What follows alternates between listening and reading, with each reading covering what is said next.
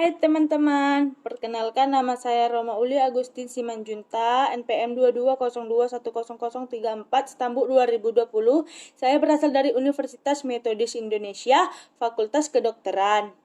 Baiklah teman-teman, di sini saya akan membahas sedikit tentang gagal ginjal akut. Teman-teman udah pada tahu tidak apa itu gagal ginjal akut? Nah, untuk definisi gagal ginjal akut itu sendiri adalah penurunan mendadak pada faal ginjal yang menyebabkan retensi nitrogen dan produk buangan lainnya yang secara normal diekskresikan oleh ginjal. Selanjutnya kita akan membahas tentang etiologi. Etiologinya itu adalah etiologi akut kidney injury dibagi menjadi 3 kelompok utama berdasarkan patogenesisnya. Yang pertama, penyakit yang menyebabkan hiperfusi ginjal tanpa menyebabkan gangguan pada parenkim ginjal. Yang kedua, penyebab yang secara langsung menyebabkan gangguan pada parenkim ginjal. Dan yang ketiga, penyakit dengan obstruksi saluran kemih. Nah, selanjutnya saya akan membahas tentang epidemiologi gagal ginjal akut. Pada negara-negara maju, akut kidney injury banyak dijumpai pada kalangan berusia lanjut. Insidensi akut kidney injury di Amerika Serikat adalah 500 per 100.000 penduduk. Angka kejadian tersebut meningkat 4 kali lipat sejak 1988 dan lebih tinggi dibandingkan dengan stroke. Di negara-negara berkembang, cukup banyak akut kidney injury yang disebabkan oleh etiologi yang spesifik pada daerah tertentu. Infeksi seperti malaria dan leptospirosis atau trauma yang menyebabkan rhabdomyolysis. Selanjutnya saya akan membahas tentang tanda-tanda gagal ginjal akut. Akibat dari adanya obstruksi aliran urin, biasanya disebabkan oleh adanya sumbatan pada saluran kemih, seperti pelvis renalis, ureter, kandung kemih, atau uretra.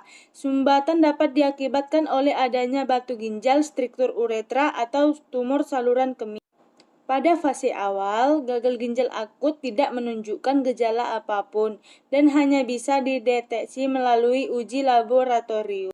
Tapi, penyakit ini bisa memburuk dengan sangat cepat. Tanda dan gejala dari gagal ginjal akut dapat termanifestasi pada berbagai organ tubuh mulai dari kulit, mata, telinga, dan sistem kardiovaskular. Selanjutnya kita akan membahas tentang komplikasi gagal ginjal akut. Ginjal akut dapat menyebabkan kematian dan sejumlah komplikasi seperti berikut. Yang pertama, asidosis metabolik, itu meningkatnya kadar asam dalam darah. Yang kedua, ketidakseimbangan elektrolit. Yang ketiga, edema paru atau penumpukan cairan di paru-paru. Yang keempat, penyakit jantung seperti gagal jantung, serangan jantung, aritmia atau henti jantung. Gangguan pada sistem pencernaan termasuk pendarahan saluran cerna. Yang kelima, kerusakan ginjal yang bersifat permanen. Dan yang terakhir, hiperkalemia atau kadar kalium, gangguan saraf akibat penumpukan ureum atau uremia. Selanjutnya kita akan membahas tentang prognosis gagal ginjal akut. Mortalitas akibat gagal ginjal akut bergantung kepada keadaan klinik dan derajat gagal ginjal. Perlu diperhatikan faktor usia, makin tua makin jelek prognosanya. Adanya infeksi yang menyertai pendarahan gastrointestinal. Penyebab yang berat akan memperburuk prognosa.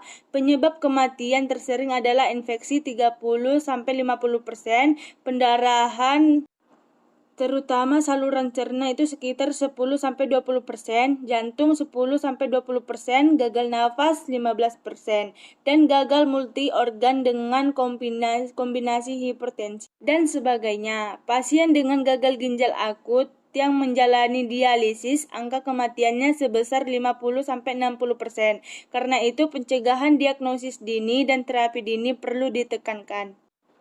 Nah, selanjutnya kita akan membahas tentang pencegahan dan edukasi gagal ginjal akut.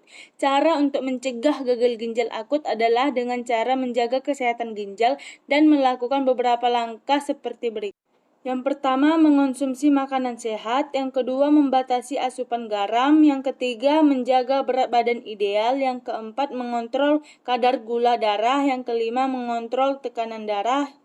Yang keenam, minum air putih dalam kadar yang cukup. Yang ketujuh, membatasi konsumsi obat pereda nyeri. Yang kedelapan, membatasi konsumsi minuman beralkohol, berhenti merokok. Yang kesembilan, mengelola stres dengan baik. Dan yang paling penting adalah berolahraga secara teratur. Baiklah, sekian penjelasan dari saya. Semoga apa yang saya sampaikan dapat bermanfaat bagi teman-teman semua. Terima kasih. Dadah.